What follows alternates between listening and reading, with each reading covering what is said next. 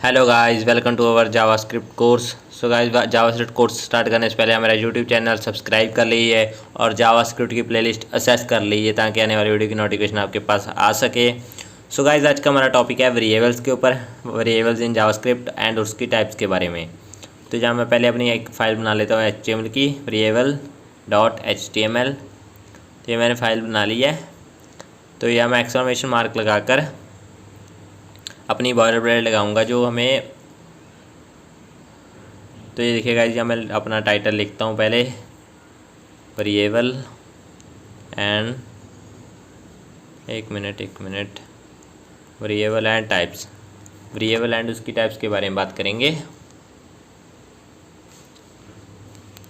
तो guys, topic start करते हैं। तो वेरिएबल के बारे में मैं आपको 3 मेन चीज़ें के बारे में बताऊंगा।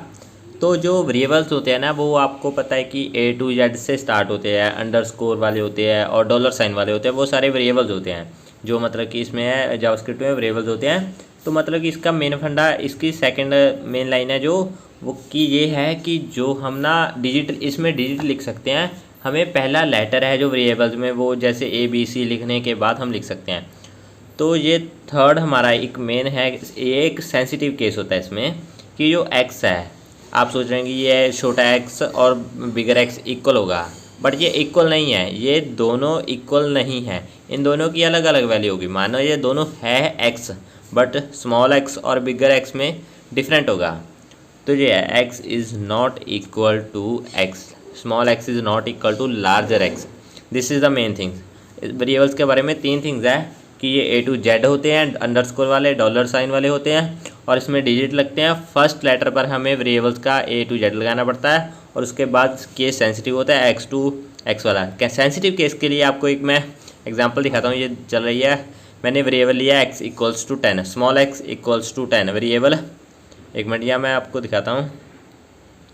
y की बजाय मैं यहाँ बिगर x ले लेता हूँ ताकि आपको अच्छे से सेंसिटिव केस पता चल सके।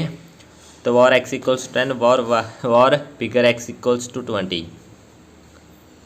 तो वॉर y लिया मैंने वेरिएबल, मतलब मैं वार कह रहा हूँ वेरिएबल y इक्वल्स टू, यहाँ मैं small x plus bigger x करने के बाद अपना इस पर एक फंक्शन लगा कर दिखाता हूँ आपको। अपना डॉक्यूमेंट डॉट राइट,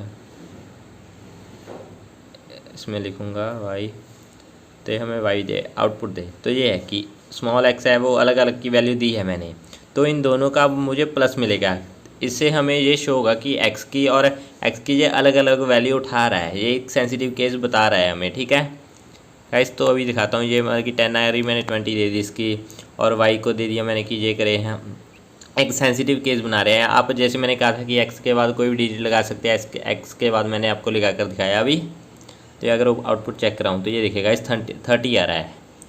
तो मतलब का अगर हमारे पास इसका प्लस तभी आया है जब इसने सेंसिटिव केस को x अलग वैल्यू मानी। इसीलिए इसका मतलब कि सेंसिटिव केस हमारे पास आउटपुट है। नहीं, इसने 20 नहीं दे दिया, इसने हमें 40 नहीं दे दिया, क्योंकि x की 2 वैल्यू दिखाई दे रही है। तो इसीलिए ये सेंसिटिव केस होता है इसमें। तो आप, मैंने कहा था कि आप x के बाद कोई भी जहाँ डिजिट लिख सकते हैं आप, या कोई भी डिजिट लिख सकते हैं आप। कोई लेटर भी लिख सकते हैं, बट डिजिट है वो स्टार्टिंग में नहीं लिखोगा। अगर स्टार्टिंग में लिखोगे तो कोई ना कोई एरर शो करेगा। तो ये फंडा है मेन यहाँ। तो ये देखिए, यहाँ अपना ऐसे लिख हो रहा है कि अपना जो फर्स्ट लेटर है उसके बाद लिख सकते हैं। अगर डायरेक्ट लिखो तो ये एरर शो कर रहा है। ये देखिए, ये गाइस रेड आ गया। तो ये है, इसीलिए मैंने कहा था कि आपको जो डिजिट है वो फर्स्ट लेटर के बाद ही लिखोगा। तो इसमें मेन ये 3 जो मैंने आपको लाइंस बताई है, 3 केसेस इसमें बताए हैं, वो एक मेन थिंग है वेरिएबल्स के बारे में बताने के लिए। तो इससे आपको वेरिएबल्स की पूरी नॉलेज हो सकती है। वेरिएबल के बारे में आपको आसानी से पता चल सकता है कि ये वेरिएबल क्या चीज़ है। तो आओ गाइस, आगे करते हैं स्टार्ट। वेरिएबल्स की टाइप के बारे में बताऊंगा कि वेरिएबल्स की कौन कौन सी टाइप होती है। तो हमारे पास वेरिएबल्स की टोटल 2 टाइप्स होती हैं। एक तो होती है लोकल वेरिएबल। एक मिनट मैं लोकल वेरिएबल लिख देता हूँ। लोकल वेरिएबल, आपको HTML में अगर कमेंट लगानी हो तो कंट्रोल दबाकर जो हमारे पास स्लैश वाला डिवाइड वाला बटन होता है उसको दबाना है सिर्फ। सिंपल है। तो ये लोकल वेरिएबल हो गया हमारा। तो उसके बाद आता है हमारे पास ग्लोबल वेरिएबल। ग्लोबल वेरिएबल होता है सेकंड। तो इन दोनों में डिफरेंस है, तो मैं आपको बताता हूँ कि क्या डिफरेंस है इन दोनों में। लाइक जैसे हमारे पास लोकल वेरिएबल है, तो एक मिनट ये अलग अलग कर दिया मैंने। तो पहले बात आ गई लोकल वेरिएबल्स की कि लोकल वेरिएबल्स होते क्या हैं। लोकल वेरिएबल होते हैं वो डिक्लेयर करते हैं इनसाइड ब्लॉक एंड फंक्शन। अब ये आपको दिखाता हूँ, एग्जांपल देता हूँ एक। लाइक ये मैं फंक्शन लगा रहा हूँ, फंक्शन ABC कुछ भी लिख देता हूँ, अभी कोई बात नहीं। तो एक मिनट ये गलत लिखा है, हाँ अभी यहाँ लिखता हूँ वेरिएबल x इक्वल्स टू कोई वैल्यू दे देता हूँ, जैसे 10 दे दी मैंने, इसे बंद कर दिया। तो ये है हमारा लोकल वेरिएबल की एग्जांपल है। अब आप सोच रहे हैं ये मैंने वेरिएबल लिखा है ना, अगर वो फंक्शन के अंदर आ जाए इनसाइड द ब्लॉक और फंक्शन, तो उसे लोकल वेरिएबल कहा जाता है। अगर फंक्शन के अंदर वेरिएबल आ जाए उसे हम कहेंगे लोकल वेरिएबल। तो ये है कि ये असेसेबल सिर्फ ब्लॉक और फंक्शन के साथ ही होता है, सिर्फ ब्लॉक और फंक्शन के साथ असेसेबल होता है जो लोकल वेरिएबल होता है। और इनसाइड होता है, inside the function and block, and only accessible with in the function and block, तो उसे हम लोकल वेरिएबल कहते हैं। तो उसके बाद मतलब कि ये सिंपल था कि लोकल वेरिएबल आप किसे कहते हैं, कि आपको पता चल जाएगा जब कभी भी फंक्शन के अंदर वेरिएबल आ गया उसे लोकल वेरिएबल कहना है। तो ये था हमारा लोकल वेरिएबल का मेन सा टॉपिक। तो मैंने आपको वेरिएबल के बारे में बताया, लोकल वेरिएबल के बारे में बताया। तो इसके बाद हमारा ग्लोबल वेरिएबल है। ग्लोबल वेरिएबल है वो मतलब कि इससे थोड़ा सा अलग है, उसके बारे में आपको बताता हूँ। जैसे कि यहाँ एक फंक्शन लगा कर दिखाता हूँ आपको। यहाँ मैंने लिखा है, एक मिनट,